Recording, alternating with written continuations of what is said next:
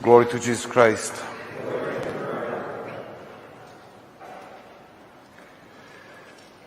Usually, when we meet a convert, a person who just recently found truth about life, and he found God, and he found that through God he can or she can have eternal life. When we meet this person who realizes that there is a path to eternity, usually we are disturbed by this person. This person takes away somehow our comfortable feeling which we have in our heart, because we can see that there is a zeal we don't have, there's a radicalism in keeping of commandments which is missing in our life, there is some kind of strictness how to listen God without compromise, what we don't have. And it is really disturbing for us. In the same way is today's gospel disturbing for us, because we consider those men who barely knew Christ, but when he called them, they left everything and they followed him. They gave up everything. Can you imagine that you would leave your job, your house, everything what you have, these certainties in our life to follow Christ? So it is very disturbing, and it causes that we really start to ask questions about our faith. And this is correct, because each meeting with Christ, each encounter with Christ causes this disturbance in heart of those who are really looking for God. This disturbance is nothing like God's grace which touches our heart and calls us to follow him in right way. And always when I read this gospel, very often when I read this gospel about calling of apostles, I have to think about my classmate in seminary. He was older than the rest of us. He was closing to his 30th. And I remember it was first month in seminary when we started to know each other, and we were saying our own stories to each other. We were sharing what brought us to seminary. And I remember there was a group of seminarians, and this seminarian, he was saying his story. He didn't plan to be a priest. Actually, he didn't know God for majority of his life. His father had very good position in the Communist Party, and this man, this seminarian, he started to study law school, and he was on his way to become very good lawyer, who knows what kind of lawyer, but because of position of his father, it was sure that he would get a very good job and very good position. And he would have probably very comfortable life. But during these first years in the law school, he met some people who told him about Christ, and he started to study gospel. And somehow he said, I cannot describe that, I just felt this is the truth. And he said, if I want to live, I have to follow this truth. I have to live everything what is not truth. If I want to live, I have to commit my life totally to Christ. He immediately found a priest and he was asking what to do to be a Christian, what to do to be a good Christian. He continued his studies, but his newfound faith pushed him to this radicalism, to really give whole life to Christ. He said, if this is true, I cannot live differently. If this is true that Christ is offering me eternal life, so what else matters? What else matters? And it was few months before his graduation, few months before he finished school and he would become a lawyer, he decided to leave the school. And he started and he applied to study theology and to become a priest.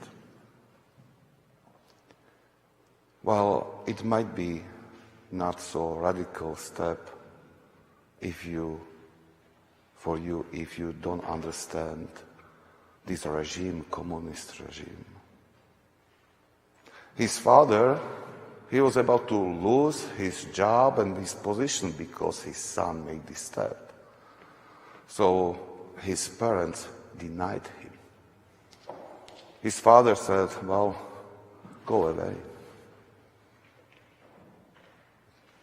They didn't want to know him. However, he had a lot of difficulties because he couldn't even find a job to start to work.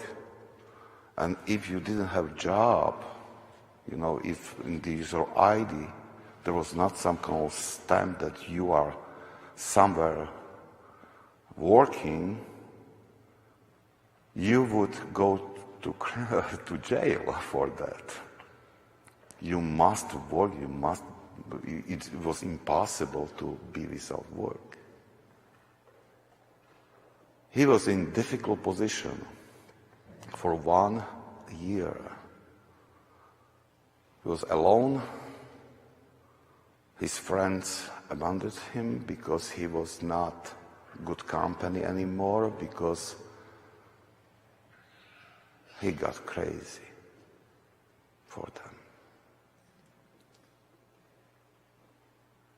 I don't want to go to more details, just finally got to seminary through really God's providence and there was amazing way. And when he was talking to us or sharing this his story, we were listening, and one of us said, this is amazing.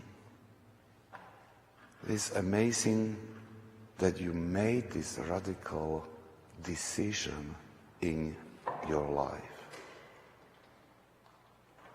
And he smiled and he asked that person, and when did you make this radical decision in your life?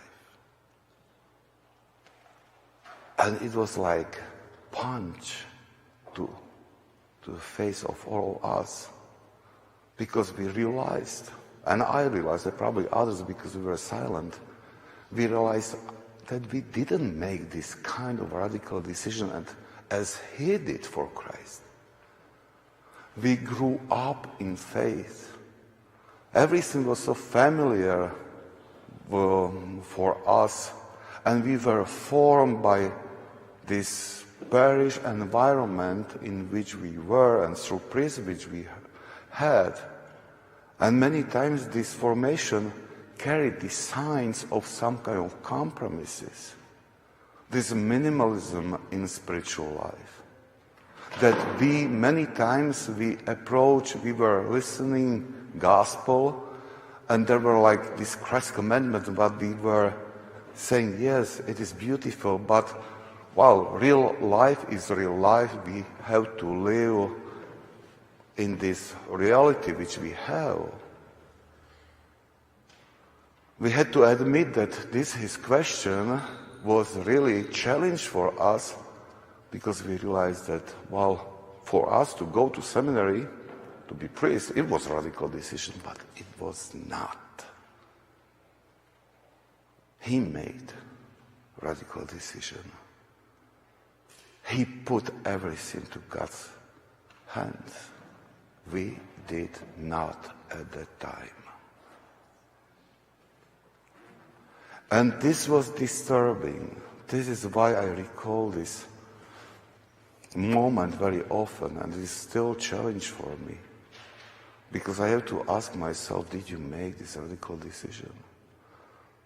I still can find ways or areas when I'm trying, but I did not. If I compare my life with his life. Just to finish his story, I have to add that he was ordained 1 year after me. And he died another year. And when I heard about his death, I thought, great, this is. He wanted eternal life. He fought hard to obtain eternal life. He put much effort and he made sure fast. Why God should keep him in this world? He called it home. He was ready to go. There was no sadness among those who knew him. It was spirit of some kind of celebration.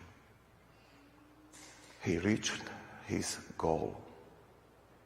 He reached destination he was fighting for. From the moment when God called him, follow me.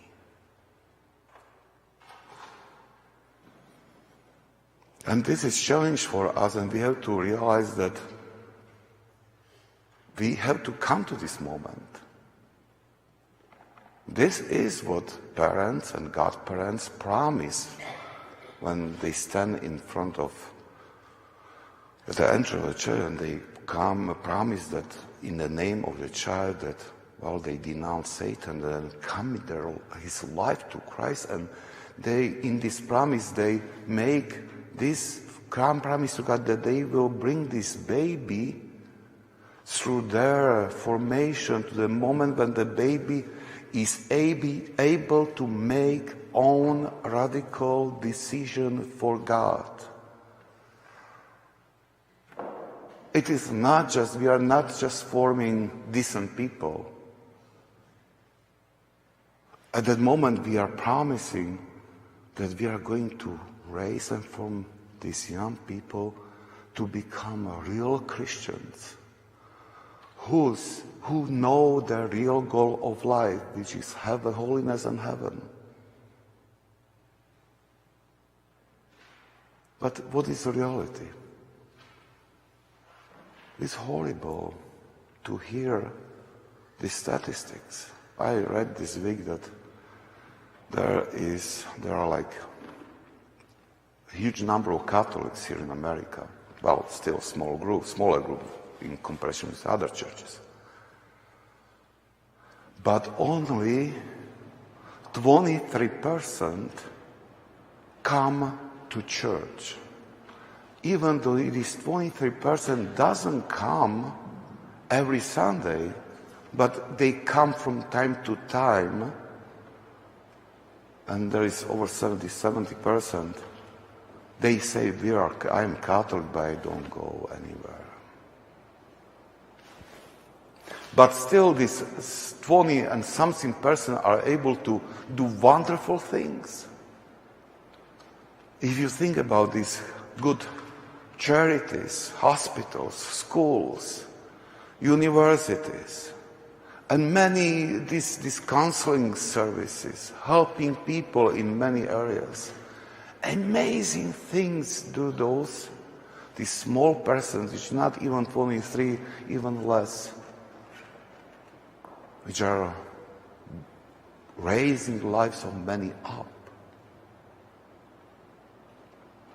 But can you imagine if all 100% of Catholics in this country would choose Christ really and believe that Christ is that one which gives meaning of life, this earthly life to us, and it gives us eternal life, and we are invited to fight to gain this salvation through keeping His commandments, through keeping His words, through making this word alive in this life.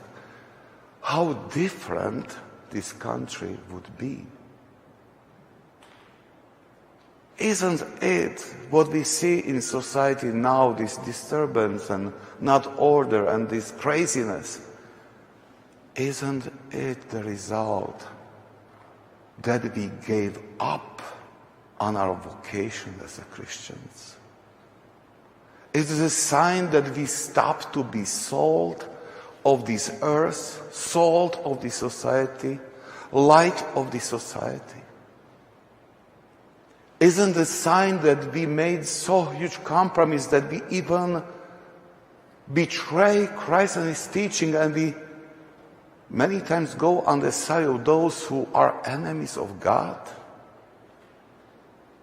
That we stay on their side in many, many ways and still claiming that we are Christians?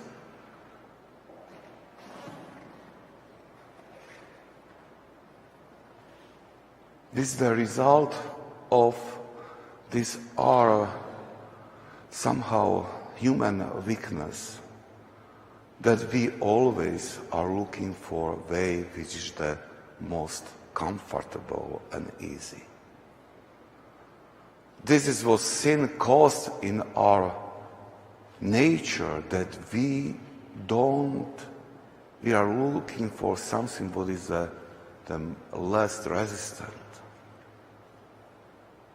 We are looking for those things only which brings pleasure to our life, which pleasure our bodily, carnal, like pleasures, and even like spiritual, but these wrong ones, these passions. Many times it is because we don't want to give up our ideas which was given us through our enemies. It is easier to live in this way. But God calls us, live this world. Follow me. Even if it means that you will leave everything. What can you lose? With Christ you are getting everything. Even eternal life and blessings on this earth, and He promised that. Whoever leaves father, mother, houses, fields, property, will get eternal life and plus 100 times more in this earth. Christ says that He is taking care of us if we follow Him. Not in our way as we think, but in sufficient way to survive this earthly life. But if we don't commit our life to Christ, what can we gain? We are damaging our life.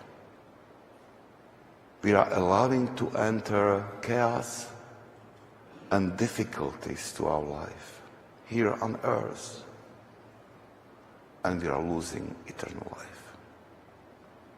This is clear what we see in gospel. We can speculate, we can use smart phrases to go around, to make this reality like acceptable more.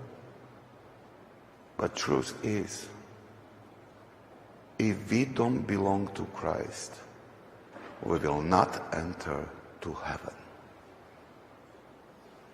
So what can we lose if we try to make these steps to this radical way of our Christian faith? What can we lose? Amen.